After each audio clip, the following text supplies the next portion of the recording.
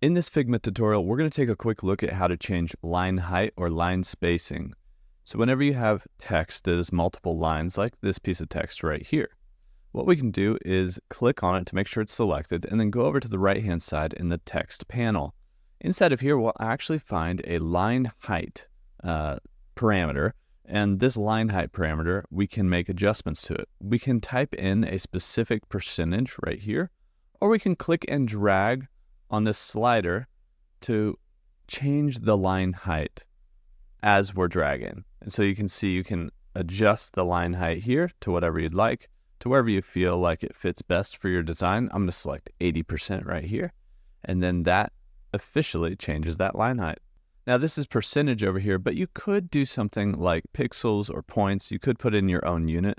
So if I did 80 pixels instead of 80%, and press the return key, it actually will do 80 pixels of line height. And from there, I can increase or decrease based on pixels rather than percentage. But I could also go back to percentage. I like using percentage personally, or whatever is default, but that is how you can change line height here in Figma.